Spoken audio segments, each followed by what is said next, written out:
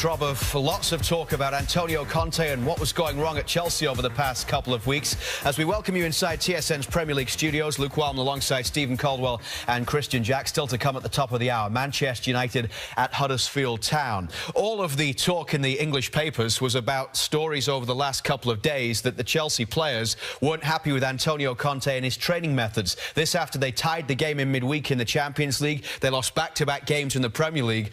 So understandable why this winning goal means so much for Chelsea today. Oh, every credit for the way Antonio Conte recognised that it just wasn't working. It wasn't working in the shape and the system that they went about, and he went and got the winner. And boy, oh boy, you mentioned it. It's an enormous goal for Chelsea, because you got to win games like that when you're not playing very well, and they hadn't been doing that the last couple of weeks. Well, let's get into it with Antonio Conte then, and what he did to influence this game today, because Peter Drury said, you know, it's down on the manager this one, because he made the changes, they got back into the game, they win it in the end, and Batshuayi, who came off the bench, managed to... Far corner, KJ, it's not an easy technique, and he was really lively when he came out in this game. It was nice to see. Morata was not lively at all. He looked to be missing that energy that we normally see from Alvaro Morata, and Batshuayi came on and gave them exactly what they needed at that time. Magnificent goal, and his general play was tremendous on the day. There's been some talk about this Chelsea side having some worrying parallels in terms of sides that we've seen in the past from Chelsea, the 15-16 side,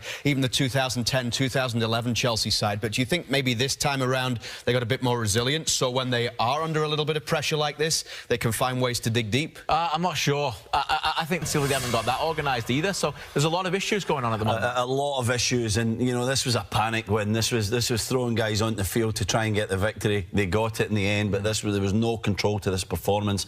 Watford controlled large periods of this game. It wasn't a typical Antonio Conte Chelsea performance, and a lot of that was because of Kante being missing, KJ. They really need him in there for that energy. They look like a lot of players are playing without confidence, with not a lot of energy either, it has to be said. Azpilicueta obviously gets the winning goal, a tremendous football player. He looks to be missing something. Cahill doing some rash things. So a number of players who were so consistent last season are just not playing to that standard. And N'Golo Kante is a remarkable footballer, and the best footballers of all make other players better. Yeah. And that's what he does. He's so often, you know, those little gaps of problems that you would hope, they become bigger because of him. He's not there to cover for that, and it's an enormous loss. And they asked him yesterday in the press conference, Antonio Conte, whether he would be back before the next international break, and he just said, yes, I hope. Pedro, congrats.